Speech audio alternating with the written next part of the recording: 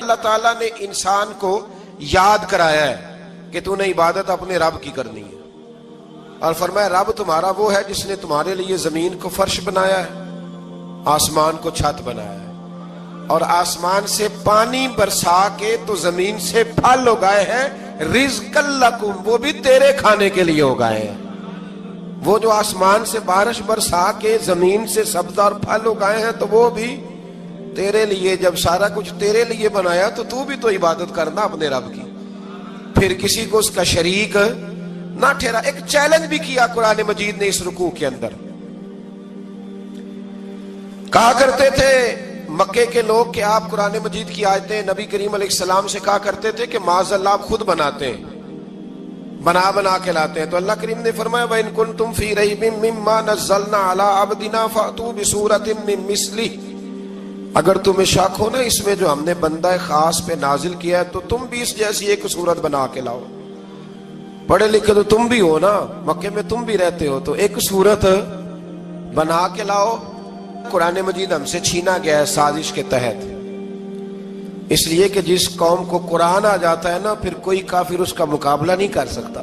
دیکھیں نا اگر کافروں کے پاس جواب ہوتا قرآن پاک کا تو بدر اور احد میں نا کوئی آیت بنا کے لاتے، قرآن کے مقابلے کی تلواریں لے کے نہ آتے، ان کے پاس جواب ہی نہیں تھا۔ اور قیامت تک کسی کافر کے پاس قرآن مجید کا کوئی جواب، قرآن کا کوئی جواب، قسم اللہ کی جواب کوئی نہیں، قرآن کا اس کا کوئی جواب نہیں۔ کیا بات ہے قرآن پاک کی۔ وہ ایک دفعہ مسلمہ کذاب بے ایمان کہنے لگا میں نے بنا لیا ہے قرآن پاک کا جواب، معاذ اللہ۔ جواب کیا بنایا؟ وہ سورت ہے نا القاریہ ملقاریہ، وما ادراک ملقاریہ، کھڑکھڑانے والی کیا ہے، کھڑکھڑانے والی تمہیں کیا پتا کیا ہے کھڑکھڑی، قیامت کا ذکر ہے۔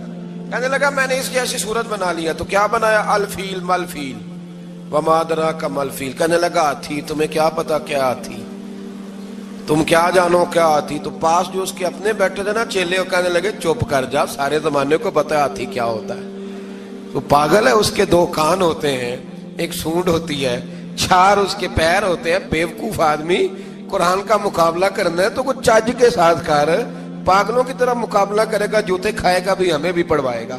تو قرآن مجید کا کوئی مقابلہ کر سکا؟ تو اس آیہ مبارکہ میں اللہ نے کافروں کو یہ کہا اگر مقابلہ نہیں کر سکتے تو پھر اللہ سے ڈرو، ورنہ دوزخ میں ڈالے جاؤ گے، وہ جس کا ایندھن آدمی اور پتھر ہے، اور بنائی بھی کافروں کے لیے گئی ہے۔ اعدت للکافرین، جہنم کس کے لیے بنائی گئی ہے؟ کافروں اور منافقوں کے لیے۔ مسلمانوں کے لیے بنائی گئی، مسلمان مرضی سے چھلانگے لگائیں تو ان کی موج ہے، ورنہ ان کے لیے جہنم، ان کے لیے اللہ نے جنت بنائی ہے۔ اور یہ بات کرتے ہی رب کریم نے فرمایا اے محبوب علیہ السلام مومنوں کو خوشخبری دے دیں کہ اللہ نے ان کے لیے جنت بنائی ہے، اس میں باغات ہیں، انہیں رزق دیا جائے گا کھانے کے لیے، اور اس میں انہیں پاکیزہ بیویاں دی جائیں گی، اور پھر وہ اس میں ہمیشہ رہیں گے، انہیں اس سے نکالا نہیں جائے گا۔ آگے جو آیات کریمہ ہے نا اس کے اندر اللہ تبارک و تعالیٰ نے فرمایا ہے کہ اللہ حیا نہیں کرتا سمجھانے کے لیے، مچھر کی مثال بھی دینی پڑے۔ فرمایا قرآن سے کچھ لوگ ہدایت حاصل کرتے ہیں اور کچھ گمراہ ہو جاتے ہیں۔ جب لوگ اپنی مرضی کی تشریحات چاہتے ہیں تو گمراہ ہوتے ہیں، اور جب قرآن کو رسول اللہ صلی اللہ علیہ وسلم اور امت مسلمہ کی تشریحات کی روشنی میں سمجھتے ہیں تو پھر اللہ ہدایت عطا فرماتا ہے۔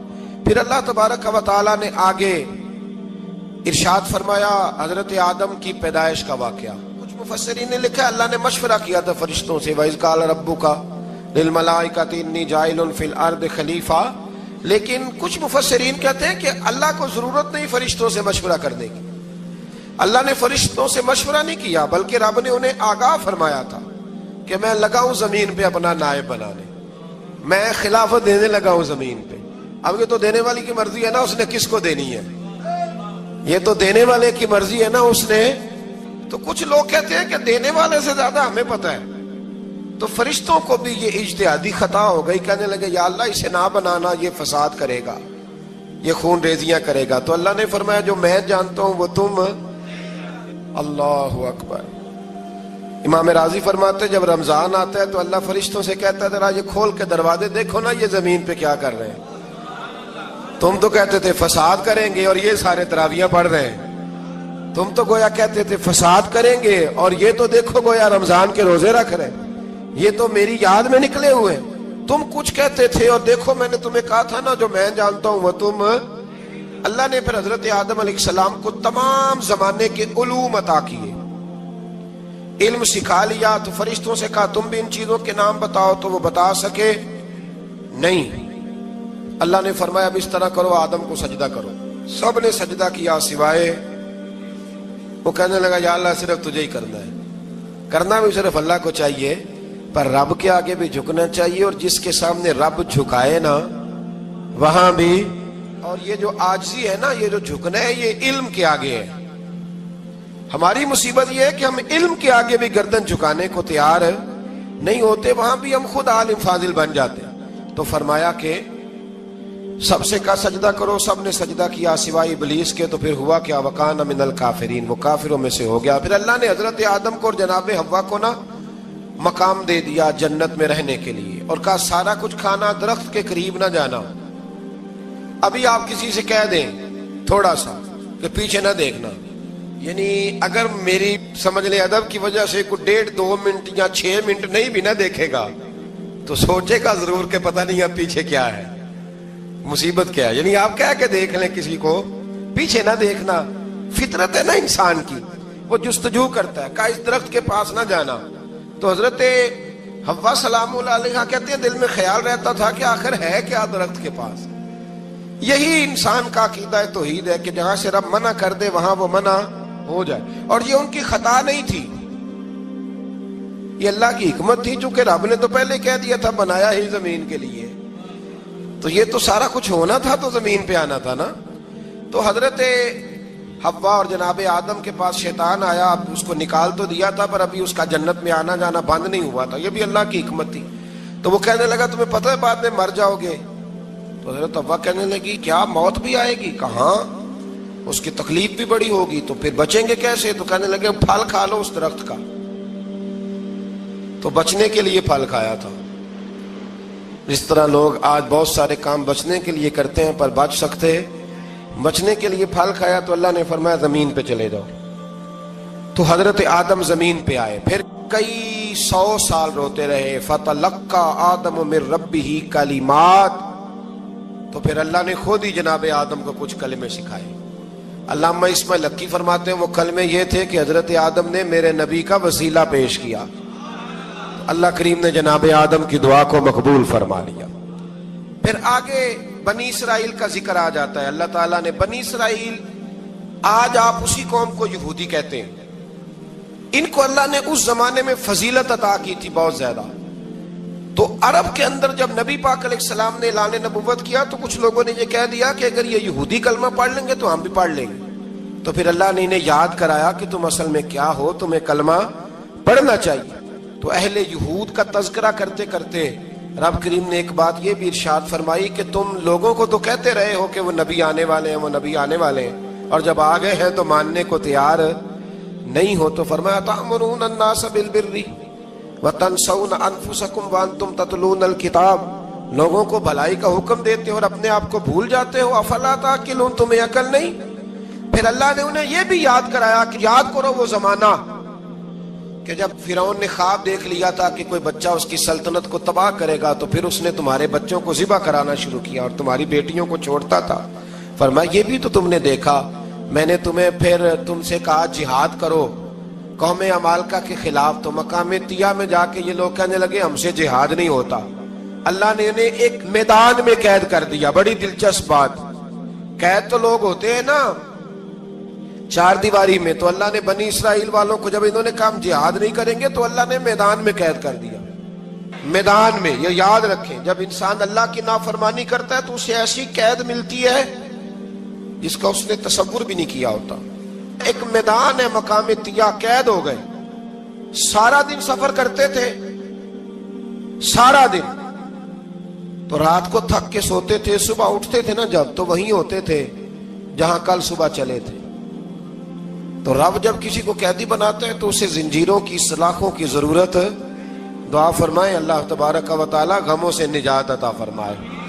یہ دعا فرمائے، ایسی قید دیتا ہے کہ جس سے پھر چھٹکارا ہو سکتا۔ تو بنی اسرائیل کا بہت زیادہ تذکرہ اس بارے میں اللہ تبارک و تعالیٰ نے پھر بیان کیا، اور پھر کہا کہ انہیں جو حکم دیا جاتا تھا یہ اس کی سرتابی کرتے تھے، پھر اللہ نے ان پر ذلت نازل کر دی اور یہ ہمیشہ اس کا شکار رہیں۔ قوم سبت کا ذکر فرمایا اللہ نے، ہفتے والے دن کچھ لوگ نافرمانی کرتے تھے۔ ہمارے بھی ہیلے بہانے ہیں نا آج کل کاروبار میں، تو اسی سپارے کی آیت نمبر 65 کے اندر اللہ تعالیٰ نے حضرت داؤد کی قوم کا ذکر کیا کہ اللہ نے انہیں حکم دیا تھا کہ ہفتے والے دن مچھلیاں نہیں پکڑنی، تو وہ کہتے تھے چلو ہاتھ لگا کے نہیں پکڑنی، ہاتھ لگا کے۔ وہ ہمارے لوگ ہیلے بہانے تلاش کر لیتے ہیں نا، وہ بڑے جناب انشورنس والا آ گیا، اب وہ بینک والا آ گیا، وہ فلانے صاحب آ گئے، وہ تروڑ مروڑ کے کہانیاں باتیں، اور پھر ہمیں بھی رستے مل جاتے ہیں بچنے کے۔ مفتی صاحب نے کہہ دیا تھا، ایک مولانا سے میں نے ان کو کہا ہفتے والے دن مچھلیاں نہیں پکڑنی، کہا نہیں پکڑتے، چھوٹے چھوٹے حوض بنا لیے تو مچھلیاں زیادہ آتی تھی اس دن۔ یہ بھی اللہ کی قدرت تھی، نماز کے وقت گاہک زیادہ آتے ہیں، یہ اس کی قدرت ہوتی ہے۔ تو وہ مچھلیاں حوض میں جمع ہو جاتی، یوں سمجھ لیں کہ جال انہوں نے لگا لیے ہوئے تھے، تو جال میں وہ پھنستی رہتی تھی، حوضوں میں آتی رہتی تھی۔ ہفتے کو نہیں پکڑتے تھے، اتوار کو پکڑ لیتے تھے، تو پھر اللہ نے انہیں سزا دی۔ فرمایا تماشے کرتے ہو اللہ کے حکم کے ساتھ، کیا سزا دی؟ فَقُلْنَا لَهُمْ كُونُوا قِرَادَةً خَاسِئِينَ، فرمایا بندر بن جاؤ دھتکارے ہوئے۔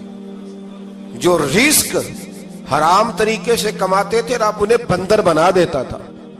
ابھی بھی میں نے دیکھے ہیں بڑے بڑے تاجر پاگلوں جیسی زندگی گزار رہے ہیں، نفسیاتی طور پہ سکون نہیں ہے، کروڑوں روپیہ پڑا ہے۔ کیوں؟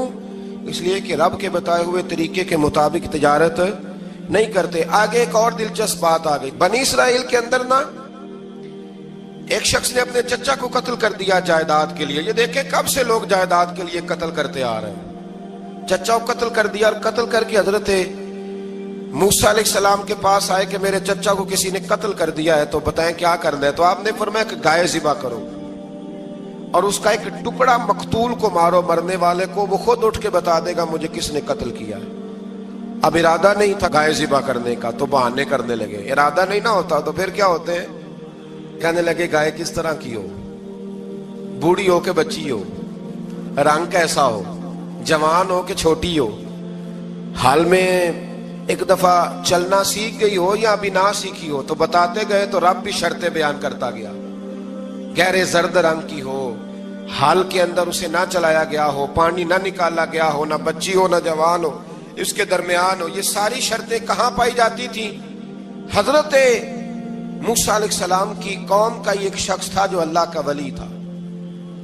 وہ جب انتقال کرنے لگا نا، اللہ اکبر، دیکھو رب ولیوں کی اولادوں پر بھی کتنا فضل فرماتا ہے۔ وہ جب انتقال کرنے لگا تو ایک اس کے پاس چھوٹی سی بچیا تھی، گائے کی بچی، اس نے جنگل میں چھوڑ دی۔ کہنے لگا یا اللہ میں تیرے نام پہ چھوڑتا ہوں، میرا بچہ جوان ہو جائے تو اسے دے دینا، اور تو سرمایہ ہی کوئی نہیں۔ بچہ بڑا ہوا تو بچہ بھی بڑا نیک تھا، اپنی ماں کا بڑا فرما بردار تھا۔ اس کی ماں نے کہا بیٹا تیرے باپ نے ایک گائے چھوڑی تھی، تو بچہ جنگل میں گیا اور جا کے کہنے لگا اے اللہ میری گائے مجھ سے ملا دے۔ تو رب کریم نے وہ گائے واپس کر دی، وہ گائے گھر لے آیا۔ اب وہ کہنے لگا اماں بیچ دوں، تو اماں کہنے لگی بیٹا میرے پوچھے بغیر نہ بیچنا۔ کئی دفعہ گاہک لگے پر اس نے کہا جب تک میری اماں نہ کہے گی میں بیچوں گا۔ ادھر بنی اسرائیل والے شرطیں جتنی گائے کے بارے میں پوچھ چکے تھے وہ ساری اسی گائے میں پائی جاتی تھی۔ تو یہ ڈھونڈتے ڈھونڈتے وہاں پہنچ گئے، تو کہنے لگے گائے چاہیے۔ تو اس نے کہا بھی تمہاری مرضی سے نہیں، قیمت میری مرضی کی۔ ایک مفسر نے تو یہاں تک لکھا ہے کہ اس نے کہا گائے ذبح کر کے نا، تو جتنا گائے کے اندر گوشت ہوگا نا اتنا ہی کھال کے اندر تو مجھے مال بھر کے دو گے، اتنے ہی سکے بھر کے دو گے، اتنی اشرفیاں بھر کے دو گے، تو پھر تمہیں گائے دوں گا۔ تو پھر یہ گائے انہیں ملی اور یہ گائے لے کر کے آئے۔ زیادہ سوالات نہ کرتے تو زیادہ الجھتے نہ۔ ہم بھی دین کے معاملے میں بڑے سوال جواب کرتے ہیں، اتنا سوال کریں جتنی اس کی ضرورت ہے۔ ان لوگوں نے سوالات زیادہ کیے تو پھر الجھ زیادہ گئے۔ تو میرے بھائی اس کا ذکر بھی اللہ تبارک و تعالیٰ نے پہلے پارے کے اندر بیان فرمایا۔ پھر اللہ کریم نے فرمایا کہ کچھ ایسے لوگ بھی ہیں یہودیوں میں سے جن کا دعویٰ ہو گیا ہے کہ ہم اللہ کے بڑے پیارے ہیں، فرمایا یہ صرف ان کے منہ کی باتیں، یہ تو قیامت میں پتہ چلے گا نا کہ اللہ کا پیار کس کے ساتھ زیادہ ہے۔ اور پھر یہ بھی یہودیوں نے دعویٰ کیا ہے، اسی پارے میں اللہ فرماتے ہیں کہ ان کا دعویٰ ہے کہ ہم اللہ کے بڑے پیارے ہیں، جنت میں ہم ہی جائیں گے۔ تو اللہ فرماتے ہیں پھر مرنے کی دعا تو کرو، جنت میں تو مر کے جانا ہے نا۔ لیکن رب فرماتے ہیں یہ کبھی مرنے کی دعا نہیں کریں گے، اس لیے کہ انہیں پتہ ہے کہ ہم نے آخرت کے لیے کیا بھیجا۔ لے جی پہلا حکم آ گیا، یا ایھا الذین آمنوا کہہ کے پہلی آیت قرآن پاک کی، پہلے سپارے میں پہلی آیت جس میں اللہ نے کہا یا ایھا الذین آمنوا، تو پہلا حکم آمنوا کہہ کے آیت نمبر 104 میں جو اللہ نے حکم دیا ہے نا، وہ نبی پاک کی تعظیم کا حکم ہے۔ پہلا حکم ہی اللہ نے حضور کی عزت اور ناموس کا ارشاد فرمایا۔ پہلا اس ترتیب کے لحاظ سے وہ ہوا یہ کہ جب نبی پاک کو بات ارشاد کرتے تو صحابہ کرام اٹھ کے عرض کرتے رائینا یا رسول اللہ، حضور سمجھ نہیں آئی ذرا رعایت کر دے۔ تو یہودیوں کی عبرانی زبان کے اندر نہ ذرا کھینچ کے پڑھتے تھے رائینا، تو اس کا معنی بنتا تھا معاذ اللہ اے ہمارے چرواہے، بکریاں چرانے والے کو بھی وہ رائینا کہتے تھے۔ تو جب صحابہ یہ کہنے لگے تو اللہ نے منع ہی کر دیا، فرمایا میرے محبوب کے غلاموں، اس لفظ کے پیچھے چھپ کے، اس لفظ کے پیچھے چھپ کے لوگ میرے نبی کی بے ادبی کر جاتے ہیں، تو جس لفظ کا کوئی ایک معنی بے ادبی والا بنتا ہو وہ لفظ بھی میرے نبی کے لیے نہ کہو، لفظ وہ والے کہو جس میں کوئی بے ادبی کا معنی نکلے نہ۔ یہاں لوگوں نے بڑے بڑے لفظ نہیں بول دیے، پھر کہتے میرا مطلب یہ تھا، میرا مطلب وہ تھا، تو نے وہ لفظ بولا کیوں جس کا کوئی غلط مطلب بھی نکل سکتا تھا۔ اللہ نے فرمایا یا ایھا الذین آمنوا لا تقولوا رائینا، اے ایمان والو رائینا کہو ہی نہ۔ تو یا اللہ کیا کہیں؟ فرمایا وقولوا انظرنا، تم کہو یا رسول اللہ ایک نظر فرمائیے، انداز دیکھیے، انظرنا ایک نظر۔ تو ہمارے بزرگ تو پہلے ہی بڑے پیار والوں نے کہہ دیا یا رسول اللہ انظر حالنا، کہتے کہاں سے لاتے ہو جملے؟ میں نے کہا اللہ کی کتاب سے، یا رسول اللہ انظر حالنا یا حبیب اللہ اسمع قالا، تو تم کہو انظرنا، محبوب نظر کرم کرے، واسمعوا، اور کیا ضرورت ہے دوبارہ پوچھنے کی؟ اللہ کہتا ہے پہلے ہی دھیان سے سنا کرو، پہلے ہی واسمعوا، پہلے ہی احتیاط سے سنو، وللکافرین عذاب علیم، اور کافروں کے لیے دردناک عذاب ہے۔ لے جی اسی پارے میں اللہ تبارک و تعالیٰ نے پھر اہل یہود کا ذکر کیا، تو یہود کہنے لگے کہ ہم حضرت ابراہیم کے ماننے والے ہیں، تو اللہ کریم نے وہ بھی ذکر کیا کہ میں نے تو ابراہیم کو آزمایا ہے، وَإِذِ ابْتَلَىٰ إِبْرَاهِيمَ رَبُّهُ بِكَلِمَاتٍ فَأَتَمَّهُنَّ، ہم نے ابراہیم کو کچھ چیزوں سے آزمایا ہے، وہ ہماری آزمائش پہ پورے اترے۔ قَالَ إِنِّي جَاعِلُكَ لِلنَّاسِ إِمَامًا، تو پھر ہم نے انہیں کہا کہ ہم آپ کو پوری دنیا کا امام بنائیں گے۔ وہ آزمائش کیا تھی؟ آگ میں جانا بھی آزمائش، بیٹے کا نہ ہونا بھی آزمائش، بیٹا ہوا تو پھر اسے وادی غیر ذی زرع میں چھوڑ کے آنا بھی آزمائش، بڑا ہوا تو پھر ذبح کرنا بھی آزمائش۔ فرمایا جہاں جہاں آزمایا ہے نا، ابراہیم ہماری آزمائش میں پورے اترے۔ فرمایا تو مفت میں حضرت ابراہیم کی اولاد بنتے ہو اور ان کا نام لیتے ہو اور ان کے ساتھ اپنا تعلق بناتے ہو، دیکھو تو صحیح وہ کتنی آزمائشوں سے گزرے۔ تو اس کا بھی اللہ نے اسی میں ذکر فرمایا۔ اور پھر وہ بات کرتے تھے حضرت یعقوب کی اور حضرت اسحاق کی، تو فرمایا وہ تو ہمارے اتنے خاص بندے تھے کہ وصال کا وقت بھی انہوں نے اپنی اولادوں کو نصیحت فرمائی تھی کہ اللہ کی توحید پہ قائم رہنا، اس کا ذکر بھی اللہ نے اسی پارے میں بیان فرمایا۔ اور جو حضرت ابراہیم اور جناب اسماعیل نے کعبہ تعمیر کیا تو اس کا ذکر بھی اللہ تعالیٰ نے اسی پارے میں فرمایا۔ فرمایا جب وہ کعبہ بنا رہے تھے تو کہہ رہے تھے ربنا تقبل منا، کہہ رہے تھے اے اللہ بنا ہم نے دیا ہے پر مہربانی فرما ہم سے قبول فرما لے۔ تو جو آیہ کریمہ آخر میں عرض کرنا چاہتا ہوں اس پر بھی تھوڑی توجہ فرمائیں گے تو بات بڑی نکھر کے باہر آئے گی۔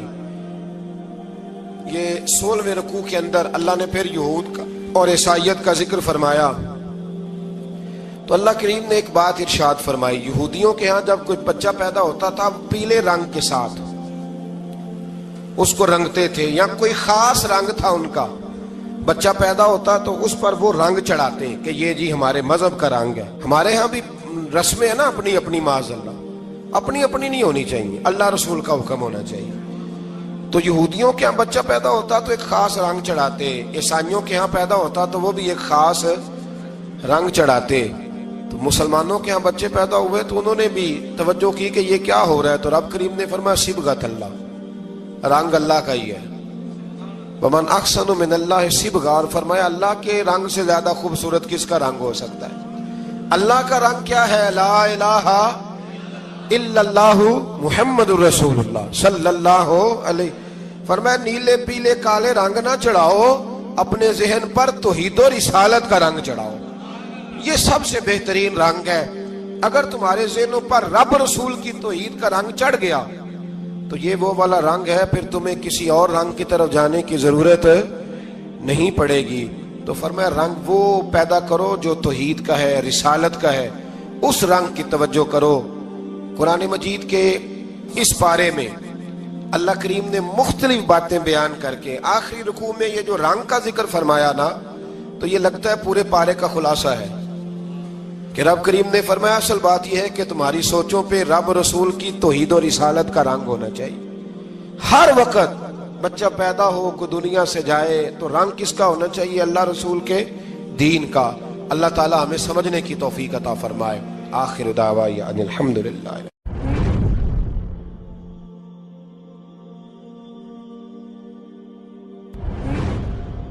اللہ تعالیٰ نے انسان کو یاد کرایا ہے کہ تو نے عبادت اپنے رب کی کرنی ہے، اور فرمایا رب تمہارا وہ ہے جس نے تمہارے لیے زمین کو فرش بنایا ہے، آسمان کو چھت بنایا ہے، اور آسمان سے پانی برسا کے تو زمین سے پھل اگائے ہیں.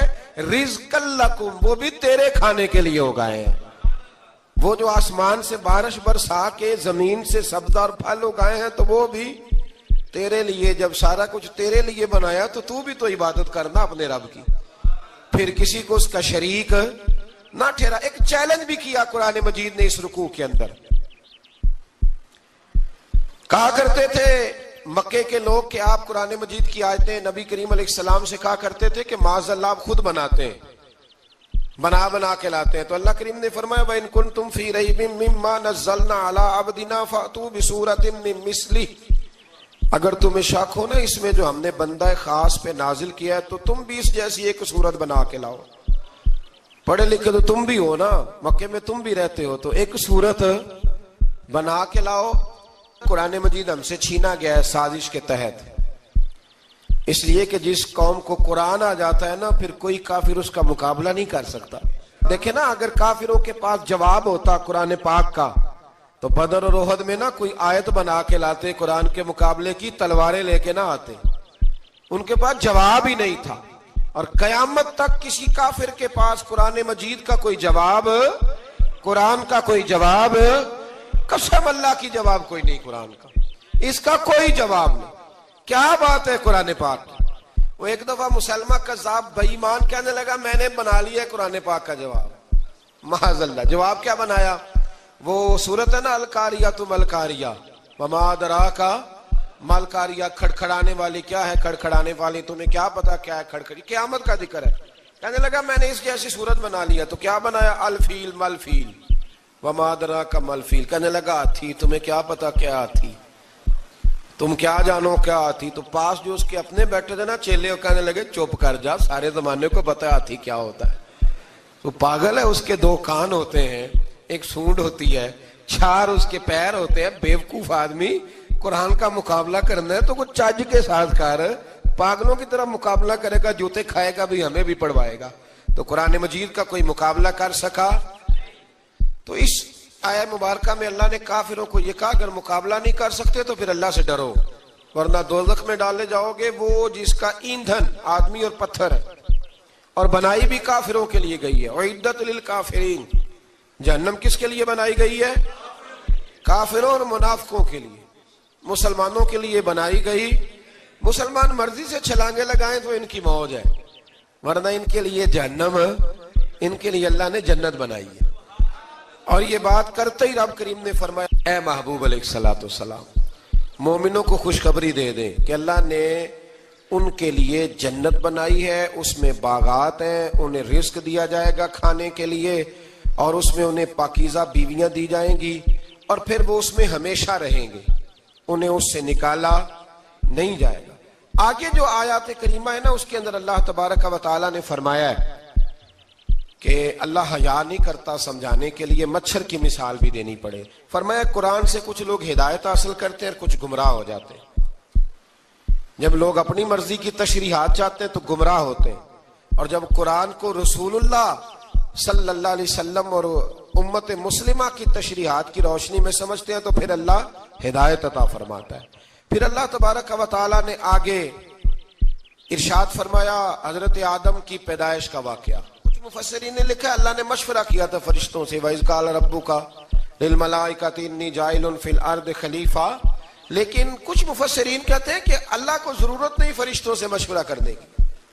اللہ نے فرشتوں سے مشورہ نہیں کیا، بلکہ رب نے انہیں آگاہ فرمایا تھا کہ میں لگا ہوں زمین پہ اپنا نائب بنانے، میں خلافت دینے لگا ہوں زمین پہ۔ اب یہ تو دینے والی کی مرضی ہے نا، اس نے کس کو دینی ہے، یہ تو دینے والے کی مرضی ہے نا، اس نے۔ تو کچھ لوگ کہتے ہیں کہ دینے والے سے زیادہ ہمیں پتہ ہے۔ تو فرشتوں کو بھی یہ اجتہادی خطا ہو گئی، کہنے لگے یا اللہ اسے نہ بنانا، یہ فساد کرے گا، یہ خون ریزیاں کرے گا۔ تو اللہ نے فرمایا جو میں جانتا ہوں وہ تم، اللہ اکبر۔ امام راضی فرماتے جب رمضان آتا ہے تو اللہ فرشتوں سے کہتا ہے ذرا یہ کھول کے دروازے دیکھو نا یہ زمین پہ کیا کر رہے ہیں، تم تو کہتے تھے فساد کریں گے اور یہ سارے تراویح پڑھ رہے ہیں، تم تو گویا کہتے تھے فساد کریں گے اور یہ تو دیکھو گویا رمضان کے روزے رکھ رہے ہیں، یہ تو میری یاد میں نکلے ہوئے، تم کچھ کہتے تھے اور دیکھو میں نے تمہیں کہا تھا نا جو میں جانتا ہوں وہ تم۔ اللہ نے پھر حضرت آدم علیہ السلام کو تمام زمانے کے علوم عطا کیے، علم سکھا لیا۔ تو فرشتوں سے کہا تم بھی ان چیزوں کے نام بتاؤ، تو وہ بتا سکے نہیں۔ اللہ نے فرمایا اب اس طرح کرو آدم کو سجدہ کرو، سب نے سجدہ کیا سوائے، وہ کہنے لگا یا اللہ صرف تجھے ہی کرنا ہے، کرنا بھی صرف اللہ کو چاہیے، پر رب کے آگے بھی جھکنا چاہیے، اور جس کے سامنے رب جھکائے نا وہاں بھی۔ اور یہ جو عاجزی ہے نا، یہ جو جھکنا ہے یہ علم کے آگے ہے۔ ہماری مصیبت یہ ہے کہ ہم علم کے آگے بھی گردن جھکانے کو تیار نہیں ہوتے، وہاں بھی ہم خود عالم فاضل بن جاتے ہیں۔ تو فرمایا کہ سب سے کہا سجدہ کرو، سب نے سجدہ کیا سوائے ابلیس کے۔ تو پھر ہوا کیا وَكَانَ مِنَ الْكَافِرِينَ، وہ کافروں میں سے ہو گیا۔ پھر اللہ نے حضرت آدم کو اور جناب حوا کو نا مقام دے دیا جنت میں رہنے کے لیے، اور کہا سارا کچھ کھانا، درخت کے قریب نہ جانا۔ ابھی آپ کسی سے کہہ دیں تھوڑا سا کہ پیچھے نہ دیکھنا، یعنی اگر میری سمجھ لیں ادب کی وجہ سے کوئی 1.5-2 منٹ یا 6 منٹ نہیں بھی نہ دیکھے گا تو سوچے گا ضرور کہ پتہ نہیں اب پیچھے کیا ہے، مصیبت کیا ہے۔ یعنی آپ کہہ کے دیکھ لیں کسی کو، پیچھے نہ دیکھنا، فطرت ہے نا انسان کی، وہ جستجو کرتا ہے، کہا اس درخت کے پاس نہ جانا۔ تو حضرت حوا سلام اللہ علیہ کہتے ہیں دل میں خیال رہتا تھا کہ آخر ہے کیا درخت کے پاس۔ یہی انسان کا عقیدہ توحید ہے کہ جہاں سے رب منع کر دے وہاں وہ منع ہو جائے، اور یہ ان کی خطا نہیں تھی، یہ اللہ کی حکمت تھی، چونکہ رب نے تو پہلے کہہ دیا تھا بنایا ہی زمین کے لیے، تو یہ تو سارا کچھ ہونا تھا تو زمین پہ آنا تھا نا۔ تو حضرت حوا اور جناب آدم کے پاس شیطان آیا، اب اس کو نکال تو دیا تھا پر ابھی اس کا جنت میں آنا جانا بند نہیں ہوا تھا، یہ بھی اللہ کی حکمت تھی۔ تو وہ کہنے لگا تمہیں پتہ ہے بعد میں مر جاؤ گے؟ تو حضرت حوا کہنے لگی کیا موت بھی آئے گی؟ کہاں، اس کی تکلیف بھی بڑی ہوگی، تو پھر بچیں گے کیسے؟ تو کہنے لگے پھل کھا لو اس درخت کا۔ تو بچنے کے لیے پھل کھایا تھا۔ اس طرح لوگ آج بہت سارے کام بچنے کے لیے کرتے ہیں پر بچ سکتے، بچنے کے لیے پھل کھایا تو اللہ نے فرمایا زمین پہ چلے جاؤ۔ تو حضرت آدم زمین پہ آئے، پھر کئی 100 سال روتے رہے۔ فَتَلَقَّى آدَمُ مِن رَبِّهِ کَلِمَاتٍ، تو پھر اللہ نے خود ہی جناب آدم کو کچھ کلمے سکھائے۔ علامہ اسماعیل لکی فرماتے ہیں وہ کلمے یہ تھے کہ حضرت آدم نے میرے نبی کا وسیلہ پیش کیا، اللہ کریم نے جناب آدم کی دعا کو مقبول فرما لیا۔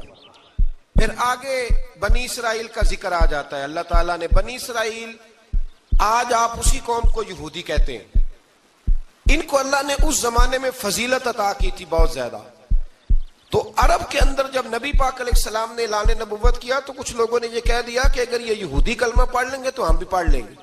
تو پھر اللہ نے انہیں یاد کرایا کہ تم اصل میں کیا ہو، تمہیں کلمہ پڑھنا چاہیے۔ تو اہل یہود کا تذکرہ کرتے کرتے رب کریم نے ایک بات یہ بھی ارشاد فرمائی کہ تم لوگوں کو تو کہتے رہے ہو کہ وہ نبی آنے والے ہیں، وہ نبی آنے والے ہیں، اور جب آ گئے ہیں تو ماننے کو تیار نہیں ہو. تو فرمایا تأمرون الناس بالبر وتنسون انفسکم وانتم تتلون الکتاب، لوگوں کو بھلائی کا حکم دیتے ہو اور اپنے آپ کو بھول جاتے ہو. افلا تعقلون، تمہیں عقل نہیں؟ پھر اللہ نے انہیں یہ بھی یاد کرایا کہ یاد کرو وہ زمانہ کہ جب فرعون نے خواب دیکھ لیا تھا کہ کوئی بچہ اس کی سلطنت کو تباہ کرے گا، تو پھر اس نے تمہارے بچوں کو ذبح کرانا شروع کیا اور تمہاری بیٹیوں کو چھوڑتا تھا. فرمایا یہ بھی تو تم نے دیکھا، میں نے تمہیں پھر تم سے کہا جہاد کرو قوم عمالقہ کے خلاف، تو مقام طیہ میں جا کے یہ لوگ کہنے لگے ہم سے جہاد نہیں ہوتا. اللہ نے انہیں ایک میدان میں قید کر دیا. بڑی دلچسپ بات، قید تو لوگ ہوتے ہیں نا چار دیواری میں، تو اللہ نے بنی اسرائیل والوں کو جب انہوں نے کہا ہم جہاد نہیں کریں گے تو اللہ نے میدان میں قید کر دیا. میدان میں، یہ یاد رکھیں، جب انسان اللہ کی نافرمانی کرتا ہے تو اسے ایسی قید ملتی ہے جس کا اس نے تصور بھی نہیں کیا ہوتا. ایک میدان ہے مقام طیہ، قید ہو گئے. سارا دن سفر کرتے تھے، سارا دن، تو رات کو تھک کے سوتے تھے، صبح اٹھتے تھے نا جب، تو وہیں ہوتے تھے جہاں کل صبح چلے تھے. تو رب جب کسی کو قیدی بناتا ہے تو اسے زنجیروں کی، سلاخوں کی ضرورت ہے. دعا فرمائے اللہ تبارک و تعالی غموں سے نجات عطا فرمائے.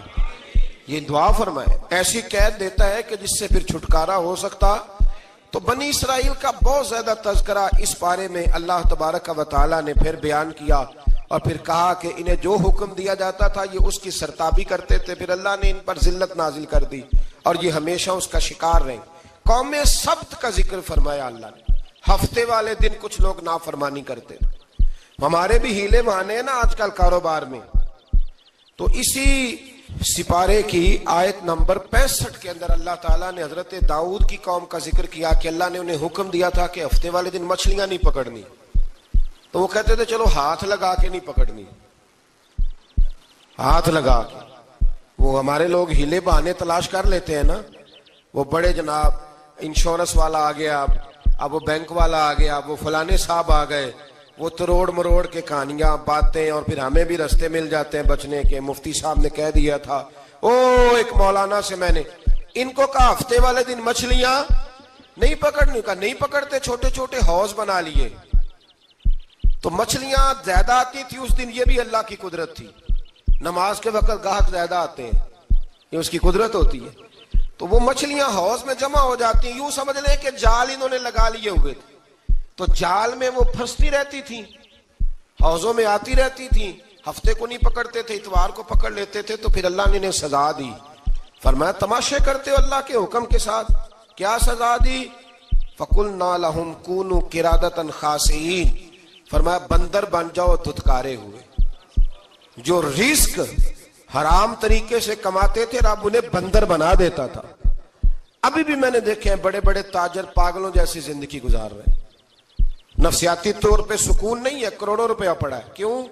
اس لیے کہ رب کے بتائے ہوئے طریقے کے مطابق تجارت نہیں کرتے. آگے ایک اور دلچسپ بات آ گئی. بنی اسرائیل کے اندر نا ایک شخص نے اپنے چچا کو قتل کر دیا جائیداد کے لیے. یہ دیکھیں کب سے لوگ جائیداد کے لیے قتل کرتے آ رہے ہیں.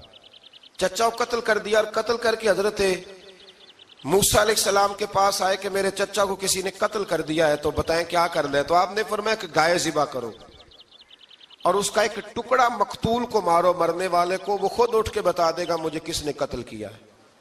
اب ارادہ نہیں تھا گائے ذبح کرنے کا تو بہانے کرنے لگے. ارادہ نہیں نہ ہوتا تو پھر کیا ہوتے ہیں، کہنے لگے گائے کس طرح کی ہو، بوڑھی ہو کہ بچی ہو، رنگ کیسا ہو، جوان ہو کہ چھوٹی ہو، حال میں ایک دفعہ چلنا سیکھ گئی ہو یا ابھی نہ سیکھی ہو. تو بتاتے گئے تو رب بھی شرطیں بیان کرتا گیا. گہرے زرد رنگ کی ہو، حال کے اندر اسے نہ چلایا گیا ہو، پانی نہ نکالا گیا ہو، نہ بچی ہو نہ جوان ہو، اس کے درمیان ہو. یہ ساری شرطیں کہاں پائی جاتی تھیں؟ حضرت موسیٰ علیہ السلام کی قوم کا ایک شخص تھا جو اللہ کا ولی تھا. وہ جب انتقال کرنے لگا نا، اللہ اکبر، دیکھو رب ولیوں کی اولادوں پر بھی کتنا فضل فرماتا ہے. وہ جب انتقال کرنے لگا تو ایک اس کے پاس چھوٹی سی بچیا تھی، گائے کی بچی. اس نے جنگل میں چھوڑ دی. کہنے لگا یا اللہ میں تیرے نام پہ چھوڑتا ہوں. میرا بچہ جوان ہو جائے تو اسے دے دینا، اور تو سرمایہ ہی کوئی نہیں۔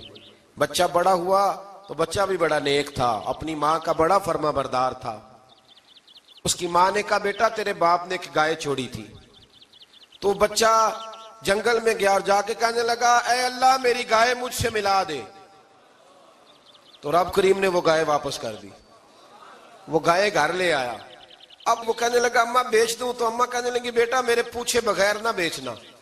کئی دفعہ گاہک لگے پر اس نے کہا جب تک میری اماں نہ کہے گی میں بیچوں گا۔ ادھر بنی اسرائیل والے شرطیں جتنی گائے کے بارے میں پوچھ چکے تھے وہ ساری اسی گائے میں پائی جاتی تھی، تو یہ ڈھونڈتے ڈھونڈتے وہاں پہنچ گئے، تو کہنے لگے گائے چاہیے، تو اس نے کہا بھی تمہاری مرضی سے نہیں، قیمت میری مرضی کی۔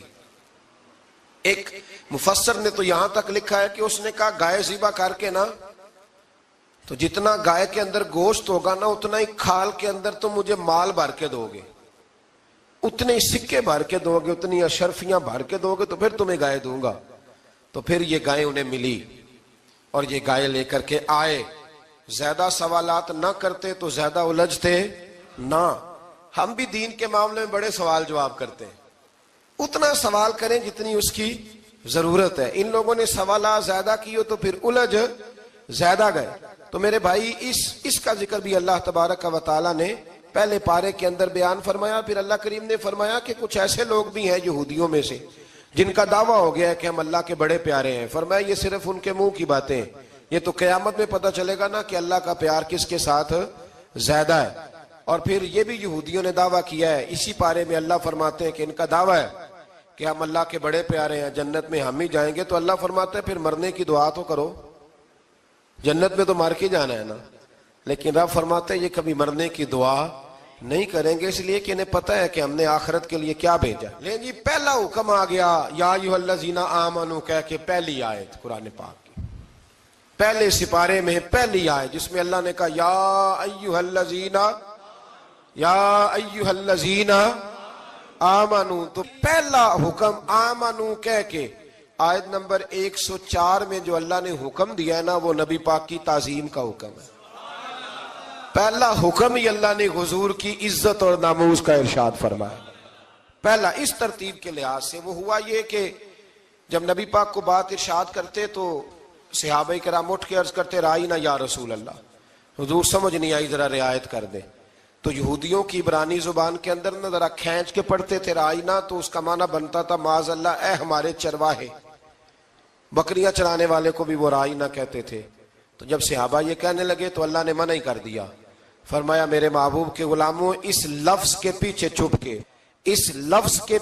چھپ کے لوگ میرے نبی کی بے ادبی کر جاتے ہیں، تو جس لفظ کا کوئی ایک معنی بے ادبی والا بنتا ہو وہ لفظ بھی میرے نبی کے لیے نہ کہو، لفظ وہ والے کہو جس میں کوئی بے ادبی کا معنی نکلے نہ۔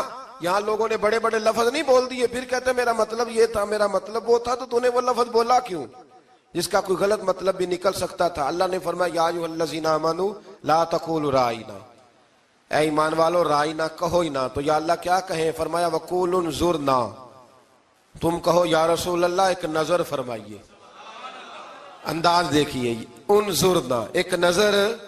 تو ہمارے بزرگ تو پہلے ہی بڑے پیار والوں نے کہہ دیا یا رسول اللہ انظر حالنا، کہتے کہاں سے لاتے ہو جملے؟ میں نے کہا اللہ کی کتاب سے، یا رسول اللہ انظر حالنا یا حبیب اللہ اسمع قالا، تو تم کہو انظرنا محبوب نظر کرم کرے، واسمعوا، اور کیا ضرورت ہے دوبارہ پوچھنے کی؟ اللہ کہتا ہے پہلے ہی دھیان سے سنا کرو، پہلے ہی واسمعوا، پہلے ہی احتیاط سے سنو، وللکافرین عذاب علیم، اور کافروں کے لیے دردناک عذاب ہے۔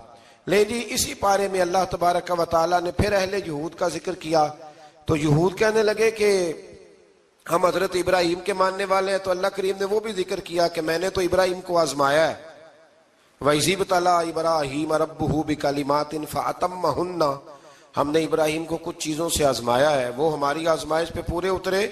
قَالَ إِنِّي جَاعِلُكَ لِلنَّاسِ إِمَامًا، تو پھر ہم نے انہیں کہا کہ ہم آپ کو پوری دنیا کا امام بنائیں گے۔ وہ آزمائش کیا تھی؟ آگ میں جانا بھی آزمائش، بیٹے کا نہ ہونا بھی آزمائش، بیٹا ہوا تو پھر اسے وادی غیر ذی زرع ان میں چھوڑ کے آنا بھی आजमाइश, बड़ा हुआ तो फिर ज़िबा करना भी आजमाइश। फरमाया जहां जहां आजमाया है ना, इब्राहिम हमारी आजमाइश में पूरे उतरे। फरमाया तो मुफ्त में हजरत इब्राहिम की औलाद बनते हो और उनका नाम लेते हो और उनके साथ अपना ताल्लुक बनाते हो, देखो तो सही वो कितनी आजमाइशों से गुजरे। तो इसका भी अल्लाह ने इसी में जिक्र फरमाया। और फिर वो बात करते थे हजरत याकूब की और हजरत इसहाक की, तो फरमाया वो तो हमारे इतने खास बंदे थे कि विसाल के वक्त भी उन्होंने अपनी औलादों को नसीहत फरमाई थी कि अल्लाह की तौहीद पे कायम रहना। उसका जिक्र भी अल्लाह ने इसी पारे में बयान फरमाया।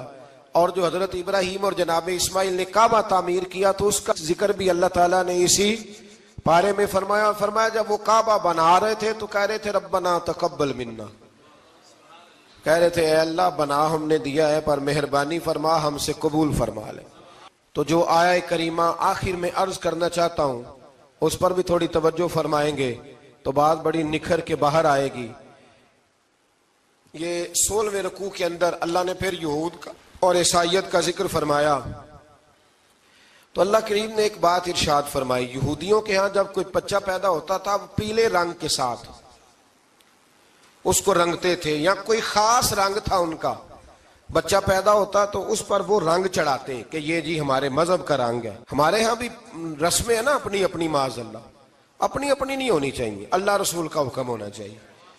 तो यहूदियों के यहाँ बच्चा पैदा होता तो एक खास रंग चढ़ाते, ईसाइयों के यहाँ पैदा होता तो वो भी एक खास रंग चढ़ाते। तो मुसलमानों के यहाँ बच्चे पैदा हुए तो उन्होंने भी तवज्जो की कि ये क्या हो रहा है। तो रब करीम ने फरमाया सिबगत अल्लाह, रंग अल्लाह का ही है। वमन अहसनु मिनल्लाहि सिबगा, और फरमाया अल्लाह के रंग से ज्यादा खूबसूरत किसका रंग हो सकता है। अल्लाह का रंग क्या है, ला इलाहा इल्लल्लाहु मुहम्मदुर रसूलुल्लाह सल्लल्लाहु अलैहि।